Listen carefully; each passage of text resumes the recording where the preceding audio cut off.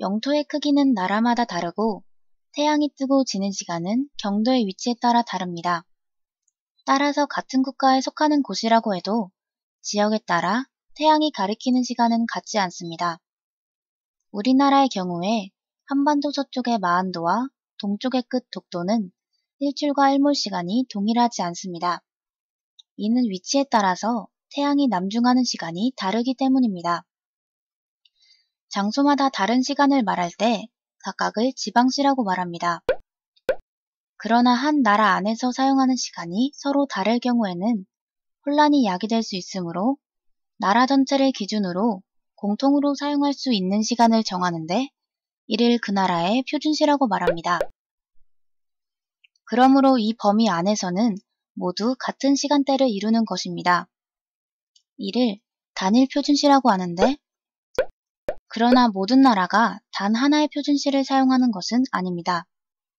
국토의 좌우 범위가 넓은 곳, 즉 경도의 차이가 큰 지역에서는 실제의 태양시가 많은 차이가 나므로 시간의 기준을 달리할 수밖에 없습니다. 따라서 러시아나 미국과 같은 나라는 여러 개의 표준시를 사용하며 이를 복수 표준시라고 말합니다. 시간의 계산은 세계 모든 나라가 같은 기준을 정해서 사용해야 하므로 영국을 기준으로 본초 좌우선을 정했습니다. 그에 따른 세계 표준시를 UTC라고 말합니다.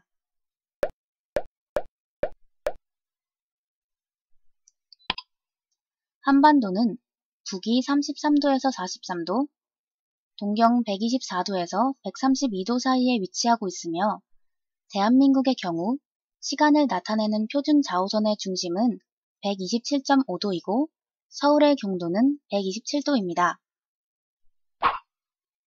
현재 우리나라는 동경 135도를 기준으로 하는 UTC 플러스 9 시간을 택해 사용하고 있는데 이는 동경 127.5도에서 142.5도 사이에서 사용하는 시간대에 속합니다. 우리에게 맞는 태양시와 비교한다면 약 30분 정도나 이른 시간을 사용하고 있습니다. 참고로 UTC 플러스 9시간이란 영국의 런던에 비해서 9시간 일찍 해가 뜬다는 말로 한국은 영국과 9시간의 시간차가 있다는 것입니다. 즉 서울이 1월 1일 낮 12시라면 런던은 여기에서 9시간을 뺀 같은 날 새벽 3시가 됩니다. 같은 방식으로 영국이 2월 25일 저녁 6시라면 서울은 그보다 9시간이 지난 2월 26일 새벽 3시가 되는 것입니다. 계산 방식은 360도가 24시간이므로 1시간에 해당하는 각도는 360 나누기 24로 15가 되어서 경도 15도씩의 차이를 1시간으로 구분할 수 있습니다.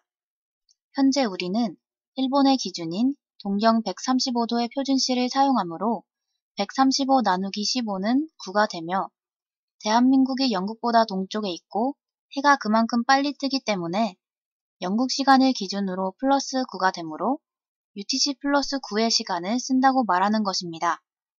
이웃에 있는 중국은 현재 동경 120도의 시간을 쓰기 때문에 120 나누기 15는 8이 되어 UTC 플러스 8의 시간을 사용하고 있습니다. 그런데 반드시 1시간에 해당하는 15도씩의 간격을 지켜야 할 이유나 의무는 전혀 없습니다.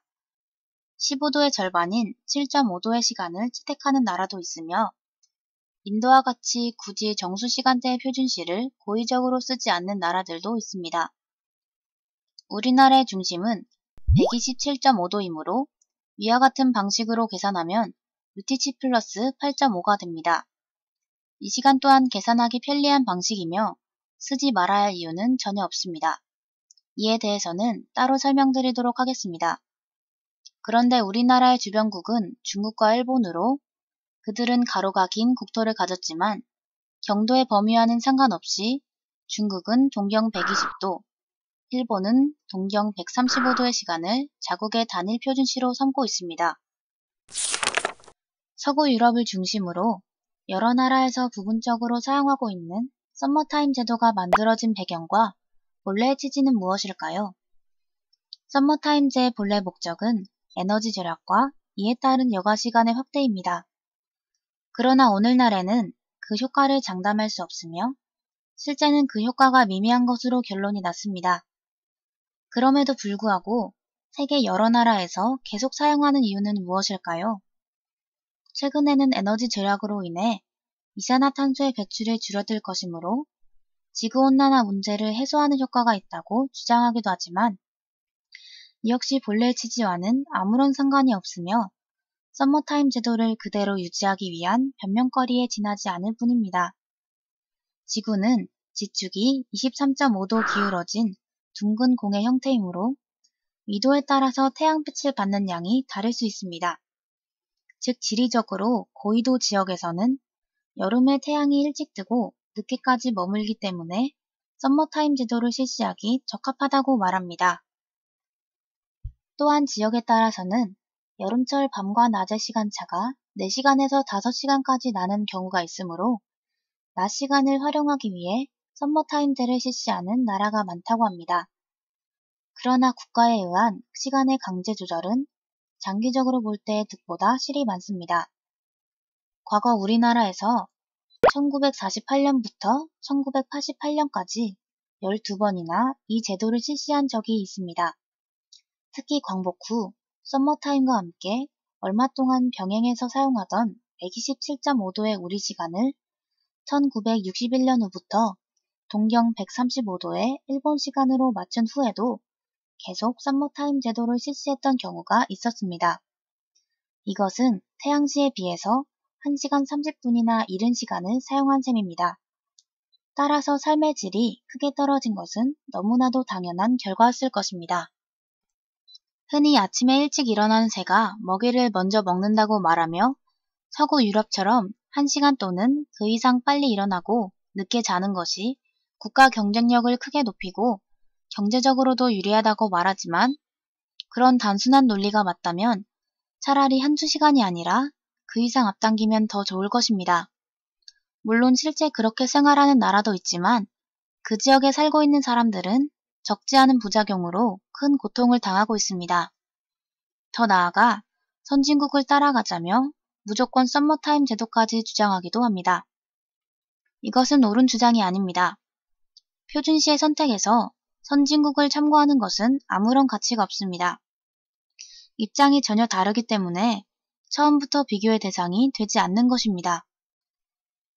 현재의 상태대로 일본의 시간대인 동경 135도의 표준시를 그대로 유지하자는 주장에 의하면 우리나라 경도, 즉 127.5도를 기준으로 표준시를 바꾼다고 해도 현재처럼 우리가 일본의 경도인 135도에 맞춰 설정한 시간과 비교하면 시간상으로 볼 때 겨우 30분 정도의 차이에 불과하므로 굳이 민족 정신을 내세운 반일 감정으로 표준시 문제를 생각할 필요가 없다고 말하는 사람들이 많습니다. 또한 정수 표준시를 사용하는 것이 국제적 추세일 뿐만 아니라 보다 이른 시간을 사용하는 것 역시 세계적인 선택이라고 주장합니다. 이것이 과연 맞는 말일까요? 국제적인 추세나 서구 유럽을 중심으로 한 선진국들의 선택이 우리나라가 나아가야 할 방향이자 답일까요? 그러한 사고방식은 주인정신이 없는 참으로 위험한 생각입니다. 오래전부터 일본의 시간이 아닌 우리의 표준시를 되찾자는 요구가 있어 왔습니다. 여기에서는 표준시 변경의 타당성을 검토하는 것 외에도 이와는 별도로 현 상황에서 선진국에서 실시하고 있는 서머타임 제도를 우리나라도 당연히 실시해야 한다는 또 다른 주장에 대한 저의 판단과 생각도 함께 말씀드리겠습니다. 어떤 주장이든 타당성과 함께 각각의 경우에 어떤 장단점이 있는지, 그 근거가 무엇인지, 부작용은 없는지를 생각해야 합니다. 이에 대해 검토해 보았습니다. 또 현재의 상태를 그대로 유지하는 것과도 서로 비교 검토하되 경제적인 측면을 포함해서 기타 여러 관점에서 살펴보아야 하며 아울러 표준시 변경이 국민의 건강에 어떤 영향을 끼칠 수 있는지도 생각해 보고자 합니다.